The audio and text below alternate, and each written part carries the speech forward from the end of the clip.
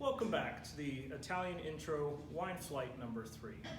Here we're going to go down to the south of Italy and explore just a couple of its vast wines.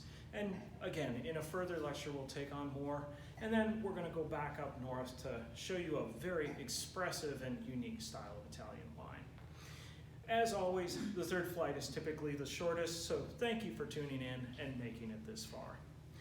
Now, for our geography, I wanted to take you down south, and I wanted to take you to this area, and that's in our first class, the Collio di Laipo, with the grape being Fiano, and from the place of Avellino. This is actually one of, and I can't say that I have grown to love so many Italian white wines, but this one really holds a special place in my heart. I think Cecilia Romano, the gal who makes it, is just an extraordinarily elegant, refined woman, and I think that's reflected in the wine. Maybe that's my own personification, but to me, just beautiful purity on the nose, the white flower sensation, and on the palate, so much to explore and so much depth of flavor, but also light and gorgeous. Again, as with the Bucci, I would encourage you that there's so bountiful riches in Italian white wine, and this is one of them. So here, the grape being Fiano and the producer Cecilia Romano. Now, this area is actually more famous for its reds, but I'm giving you the bias of showing its whites.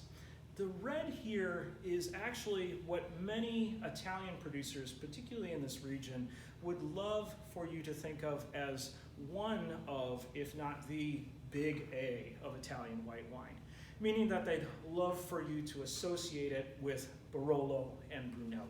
And that grape variety is Aglianico. Now, Aglianico has some fascinating stories to it, but one of the best I've ever heard is that it's God's tears that fell to the earth, and wherever his tears fell, there sprouted Aglianico. Why he was crying down here, I don't know, but there he was. With that, the idea is that Aglianico is a powerful red wine. It has very stern tannins, very high acidity, and develops for a long time. I apologize that you got my favorite white wine instead of the region's Aglianico, but it's my lecture, so you'll just have to explore Aglianico on your own or through another flight. Okay, with that bit of silliness, I wanted to take you over to one of the new and trendy hot spots in Italian wine, and that is Mount Etna over on Sicily. Now, Mount Etna is actually still an active volcano, so many of the vines here are planted on volcanic lava flows. And furthermore, it's an area that a good portion of it, maybe 260 degrees, is planted. So you get all kinds of different aspects and all kinds of different facings. Now, Mount Etna's wines are all different grape varieties, one of the majority being Norello Mascalovese and another being Montepulciano. With Norello Mascalovese, you get in this wine a Rosato. Here, I chose a Rosato even though Etna, you're getting a flight of contrasts here, even though Etna mostly produces red wines, I chose a Rosato because I wanted to highlight that Italy makes a lot of rosé. They tend to call it Rosato, sometimes other words, but almost every wine region has a rosé that goes along with it. Now, Italian rosés are also a bit of a thing for me because I've always found them so fresh, so fun, and so engaging, but even more importantly, of the moment. Now, what I mean by that is just a little story of, I once was in Bordeaux in France, tasting wines, and in Bordeaux it's very serious and it's structured and it's really about economics. You're tasting wine in order to buy wine, or at least I was, and it's a very formal setting with people looking at spreadsheets and wearing suits and ties and very little wine tasting actually. And then the very next day I flew over to Italy and went to a winery, and they greeted us on their driveway with glasses of Rosato. And it was the perfect moment of just showing the stylistic, cultural difference of how Italians treat most of their wine production, and especially I think of how most Sicilians treat it. They like the relationship and they think the wine fits with relationships more. Here I would say the same, and we went on to have a gorgeous luncheon of rouget, little red fish, and blood oranges with olive oil, and this wine, just an extraordinary pairing together. So again, Sicily, Mount Etna, one of the hottest regions in terms of, one of the hippest regions, if you will, in terms of making Italian wine right now, and a Rosato because I think they're just so fun and so fresh.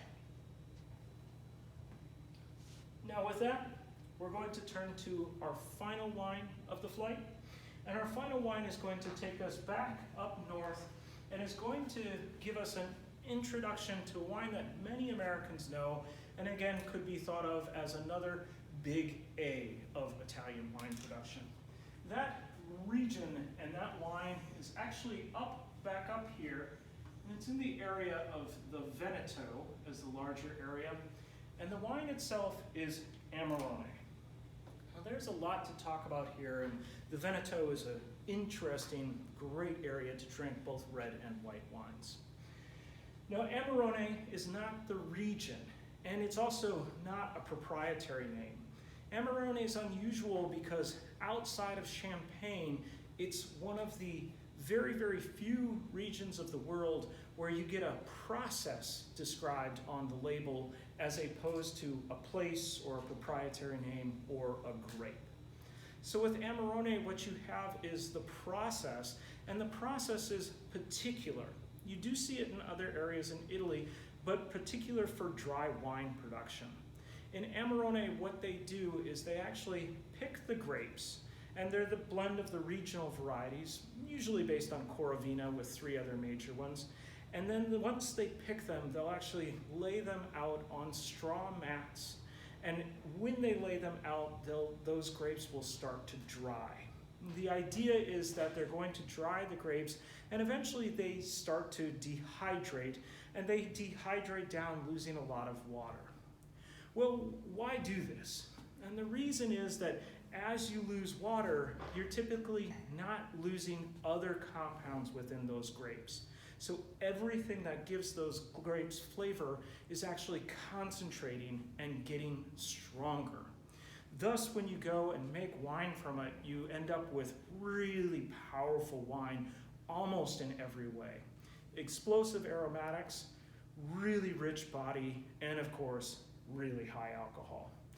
This process of raisination, drying if you will, you can imagine the difference between if you go to a grocery store, buying a bag of grapes, crushing it and the juice that flows out, versus buying a bag of raisins, crushing them and seeing the juice that flows out. This is also why Amarone is incredibly expensive, is just that liquid volume. So again, in the Veneto, the particular style of wine is Amarone. Now, again, I'll have a separate lecture on that, but I wanted to show you one of my favorites of the Veneto, and it relates to Amarone, and it's this guy from the Masi family. Now, the Veneto, the red wines of the Veneto take the name of Valpolicella typically.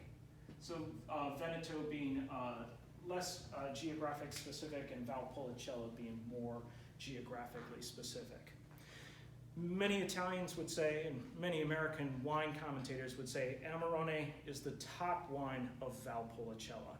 But there's many gradations in between. One of those gradations, and again a bit odd for the wine world, is what's called Ripasso. Odd because Ripasso also refers to a process. Ripasso is the process of taking your Amarone grapes that you've already used to make Amarone and putting them into fresh juice. The idea is that putting back in that repassing is going to make that fresh juice bigger, stronger, more powerful, but not quite up to the level of Amarone.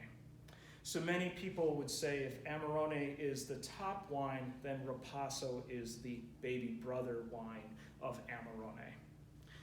I like to show that and talk about it because so many Americans, as of recent years, have fallen in love with Amarone and fallen in love with Ripasso. And I think for a great reason. I told you in the first lecture that one of my introduction wines was Zinfandel because it was very full-bodied, lower acidity and lower tannin. And Ripasso and Amarone are kind of that magnified. If Ripasso does what Zinfandel does, then Amarone certainly takes it a step higher and a step further. Here, with this one, I've been drinking and collecting this one for years. So the family is Masi. The wine is from Valpolicella. They do have the distinction of Classico Superiore, and the wine itself is the proprietary name of Poega. Now, I've visited the father and two sons that are of Masi, and Poega is a single vineyard wine. So here, it's almost close to the richness of Amarone, so you get big black currant character to it and a little bit of fermented cherry tobacco, and you also get some graphite and earth, and then on the palate you get that voluptuous richness of it.